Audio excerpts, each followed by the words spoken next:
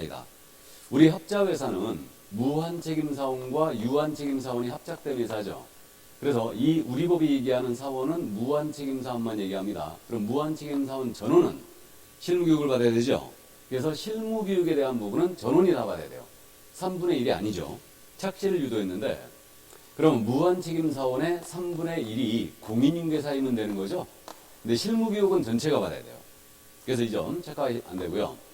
자, 그 다음에 이제 4번이에요. 정공인중개사는 개업공사 A의 소속 공인중개사이다. 소속은 등록 신청할 수 있어요, 없어요? 없죠? 자, 그렇기 때문에 4번 질문 역시 등록 불가하고요. 5번입니다. 무법인은 자신의 의로 2년 전에 공인중개사법에 의하여 벌금 300만 원 선고받은 자가 이사로 있는 주식회사이다. 그럼 이사는 임원이 맞죠? 그럼 2년 전에 우리 법 위반하여 벌금 300만 원 받았잖아요. 그럼 아직 못 벗어났죠? 벌금은 3년 지나야 됩니다. 그러므로 정답 1번이었어요. 이게. 자, 그래서 등록에 관한 등록 기준 문제, 응용된 문제를 확인을 해봤습니다. 그럼 다음번의 문제는 정통으로 물어볼 가능성이 있죠? 그래서 일단 이 정도 감만 잡아두시고요. 자, 5번 갑니다. 이제 결격 사유 문제입니다. 결격은 물론 매번 출제합니다. 전형적인 문제 유형이죠, 이거. 자, 그래서 이 결격에 해당한 자를 모두 고른 것을 그랬어요. 그래서 결격에 해당한 자를 모두 골라라. 그렇기 때문에 일단은 해당하는 자 O, 아닌 자 X를 치는데 집행유예 2년을 받았어요. 여러분 유예기한 또한 결격이죠. 그러므로 1년이 경과됐어요. 얘는 결격이다. 아니다. 결격이죠. 다음에 소공사로서 자격정지 기한 유인자. 자격 취소나 정지받으면 결격 맞죠? 그래서 니은 결격 맞고요. 다음 디귿입니다. 채무자회생 및 파산한 법률에 의한 개인 회생 절차 기억해야 되죠. 개인 회생 절차 중에 있는 자는 결격에 해당한다 안 한다? 안 한다. 파산자가 결격이죠. 파산자가. 자, 그 다음에 이제 리을입니다. 업무정지 기간 중에는 중개법인의 중개보조원이었던 자. 자, 요런 문제는 잘 출제는 안 하고 있는데 어쨌든 우리 직원인자 있지 않습니까? 직원인자는 그 개업공사가 업무정지를 먹더라도 결격사에 해당한다 안 한다? 안 한다. 직원인자는 안 했습니다. 그러니까 업무정지 기간 중에 중개법인의 중개보조원이었던 자는 결격에 해당하지 않죠. 임원사원이 업무정지 기간 중 결격이 걸리는 거죠. 임원사원이. 자, 그래서 리을 결격 아니고요. 미음 중개사무소 등록증 대행위로 인하여 등록이 취소했어요. 등록 취소를 당했습니다. 그러면 2년이 경과된 자. 등록 취소하다는 3년 지나야 되죠. 그럼 얘는 결격에 해당됐습니다.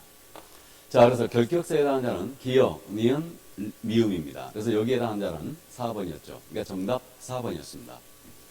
자, 그럼 이 정도 결격 가볍게 이해만 해주시고요. 나머지 결격에서 일단은 그 29회 때 특정 후견인을 물어본 적 있죠? 피특정 후견인. 결격이 당이다. 아니죠. 그래서 이제 피한정 피성년 후견이 결격이고요. 파산자 결격입니다. 집행유예 받으면 유예기한 중 결격이고 우리법 위반 벌금 받아야지 결격이에요. 그러나 타법 위반 벌금은 결격이 아니라는 거. 우리법 위반도 300만 원 이상이 돼야 되는 겁니다. 자, 그래서 결격사유 문제 가볍게 풀었을 걸로 이해가 되고요. 넘어갑니다. 6번 문제예요. 이제 사무소에 대한 문제인데 이 사무소는요, 그 내용이 굉장히 방대합니다. 근데 제일 잘 묻는 게 뭐냐면 분사무소 설치 요건이에요. 이거 아주 잘 묻고요. 그 다음에 중개사무소 이전에 대한 내용이죠. 특히 등록관청 관할기 외지역으로 이전하는 거. 그래서 사무소에 대한 부분은 이 부분을 엄청 잘 물어요. 이 두 가지가. 그 다음에 이제 이번에 뭐 광고가 이제 개정이 됐기 때문에 이 표시 광고에 대한 부분하고 명칭 있지 않습니까? 이걸 계속 내고 있어요, 지금. 특히 표시 광고가 개정됐기 때문에 이 부분에서 반드시 물어볼 거예요. 그렇기 때문에 이제 사무소는 최소한 출제 비중이 일단 2개입니다. 일단. 자, 그럼 갑니다. 6번 문제. 1번 질문이에요. 개업공사가 A군에서 B군으로 사무소 이전했어요. 관할구역 외로 이전했죠. 그럼 이때는 이 개업공사에 대한 행정처분은 B군 군수가 행한다.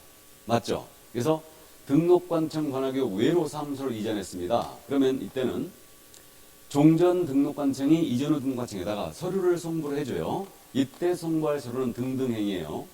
중개사무소 등록대장 보내주고 등록신청서류 보내주고 최근 1년간의 행정처분서를 다 보내주는데 서류를 이자가 받았으니까 이전 후 등록관청이 행정처분 행하게 되죠. 그래서 생각보다 잘 묻는 질문이에요. 1번 맞고요.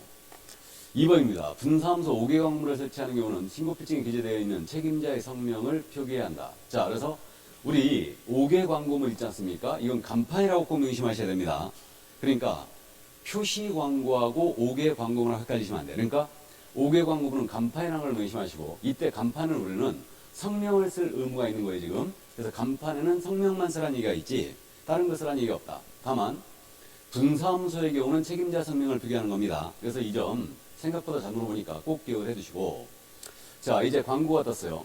개혁공사는 중개사무소에 대한 광고를 합니다. 표시 광고할 때는 중개사무소의 명칭과 소재지를 광고에 포함해야 된다. 아시죠? 성명소연. 그래서 맞았다는 거 알아봤습니다, 이거. 그러면 우리가 광고할 때, 이번에 지금 광고할 때 명시할 사항들, 중개보조는 일단 기본적으로 명시하면 안 되고요. 그 다음에 성명소연으로 암기하고 있습니다. 그 다음에 등이 들어갔죠. 성명소연 등이죠.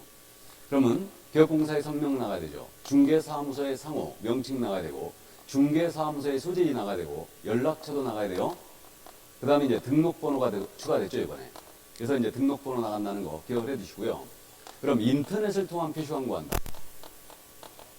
그래서 인터넷을 통한 표시 광고할 때는 이 성명소연 등에다가 추가할 게 더 있습니다. 추가할 게, 요 인터넷을 통한 표시 광고할 때는 일단 기본적으로 중개대상물의 종류 나가야 돼요. 그 다음에 가격 나가야 되겠죠. 그 다음에 면적도 나가야 돼요. 그 다음에 거래 형태, 매매인지 임대차인지 나가야 돼요. 그 다음에 중개대상물의 소재지도 나가야 됩니다. 소재지. 그래서 이렇게 되고요. 그 다음에 이게 만약에 건물이었지 않습니까? 건물이나 그 밖의 토지 영창물이었다. 그러면 이때는 총층수 나가야 돼요. 그 다음에 준공 언제 받았는지, 준공일 나가야 되고, 사용 승인을 얘기하죠. 그 다음에 입주 가능일도 나가야 돼요.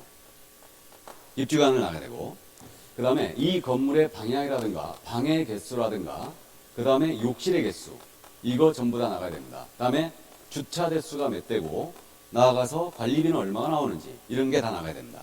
그래서 이렇게 인터넷을 통한 표시 광고할 때는 이런 사항들도 추가된다. 그럼 거꾸로 말이에요. 광고할 때, 표시 광고할 때 명시 안 해도 되는 게 뭔데? 이거는 지목을 광고에 넣으라는 얘기가 없네요, 일단. 그 다음에 건물의 구조를 광고에 넣으라는 얘기는 없죠? 참고해 두세요. 그래서 물건의 종류, 가격, 면적, 거래 형태, 다음에 중개사물의 소재지 전부 다 나갑니다. 총 층수, 그 다음에 방의 개수, 욕실의 개수, 주차 대수, 관리비, 그 다음에 준공일, 입주 가능일 전부 다 나갑니다. 그래서 이렇게 됩니다. 자, 그래서 이 정도 이제 광고할 때 명시해야 됩니다. 그러면 이렇게 개공이 광고하면서 명시할 사항을 명시하자면 이때는 100만 원 이하의 과태료예요. 중개보조를 명시해도 마찬가지죠. 자, 그러면 3번 맞고요. 4번입니다. 개혁공사가 중개사물에 대한 표시 광고 시 중개보조를 명시하면 안 되죠. 명시하면 100만 원 이하 과태료예요. 같이 기억하시고. 5번입니다. 의뢰인의 급매 요청으로 시세보다 다소 낮은 가격으로 중개사물에 표시 광고합니다. 이거는 부당한 표시 광고 아니죠?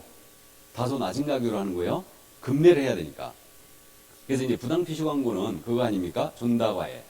존재하지 않는 물건을 존재하는 것처럼. 다음에 사실과 다르게 과장되게 부동산 거래세 해칠 우려가 있다. 그래서 이제 부동산 거래 질서를 해칠 우려가 있는 광고로서 이번에 대통령이 확정했죠.